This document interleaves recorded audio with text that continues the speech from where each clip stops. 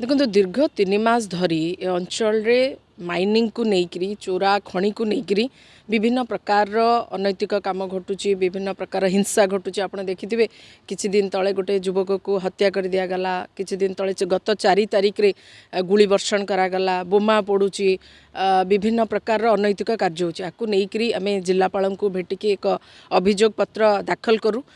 ओडिशा रे खुर्धा पंचसखा को लेकिन विशेष स्थान अलंकृत करिछि, किंतु ता एक भल काम पाई थिला, महत उद्देश्य पाई पंचसखा होइथिले। किंतु एबे अनैतिक काम एवं क्राइम करबा पाई एक पंचसखा सृष्टि होइछि खुर्धा निर्वाचन मंडल रे।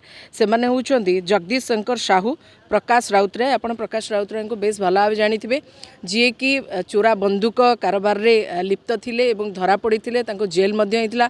20 लाख टंका नगद कैश मध्ये तांको घरु ए चोरा बंदूक को नेइकरी कोल भाव रे व्यवसाय करथिले। से व्यवसायिक अर्थ 20 लाख टंका मध्ये तांको घरु सीज कराइतला। विभिन्न कार्य रे, विभिन्न अनैतिक कार्य रे से लिप्त अछंती। से मध्ये ए खणी खादान चोरी रे लिप्त अछंती ध्रुव कलश, दुष्मंत श्रीचंदन, सोमनाथ बलियार सिंह। ये एक नुआ पंचसखा होइछंती जो माने क्राइम करबा को निष्पत्ति नैछंती, निर्णय करिछंती जे क्राइम करिवे। विभिन्न प्रकार डरेई धमकेई विभिन्न प्रकार लोकों को शोषण करबा एमानकर मानसिकता।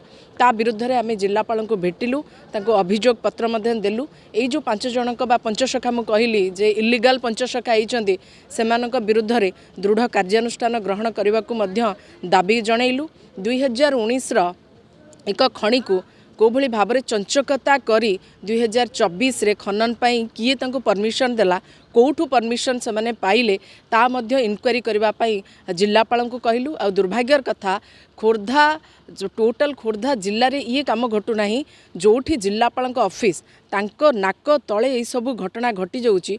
अथच जिल्लापाल जानि पारनांती, तहसीलदार जानि पारनांती, आरआई जानि पारनांती, बीडीओ जानि पारनांती ना, समस्ते जानि सुनी चुप रहिचंती ना। ये जो 5 जन का कथा कहली क्रिमिनाल, एमानकु जानि सुनी घंट घोड़ाइबा पई चेष्टा करूचंती कि आंक पछरे आउ सब को माने संपृक्त अछंती। ये तदंत सापेक्ष, आर तुरंत तदंत करा जो एवं जो माने क्रिमिनाल अछंती सेमानक ऊपर दृढ़ कार्यानुष्ठान ग्रहण करबा पई मध्य दाबी जणैलु। एवं 7 दिन मध्य जदि जिल्लापाल कौनसी कार्यानुष्ठान ग्रहण न करती तेबे आमे राजरास्ता को ओह्लेबू। एवं जदि 7 दिन भितर कार्यानुष्ठान न ग्रहण न करती ता मध्य स्पष्ट हो जे प्रशासनिक अधिकारी जो कथा आमे संदेह करूचु जे प्रशासनिक अधिकारी मध्य एथिरे संपृक्त अछि ता मध्य प्रमाणित हो। 7 दिन मध्य जदि कौनसी ठोस पदक्षेप न नियंती प्रशासनिक अधिकारी बा जिल्लापाल, तेबे आमे राजरास्ता को ओह्लेबू। आवश्यक पड़िले आमे रास्ता अवरोध करिवु, आंदोलन जारी करिवु। आम उपरे ट्रक चढ़ातु, ट्रैक्टर चढ़ातु, गुली चलातु कि आउ जहाँ भी करबा कथा करंतु। खोर्धा को बंचेबा, खोर्धारे शांति प्रतिष्ठा करबा, पुनर्बार पुराणा खोर्धा को फेरे आनिबा होची आमर प्राथमिकता। आमे ता पई सब किछि करबा को प्रस्तुत अछु।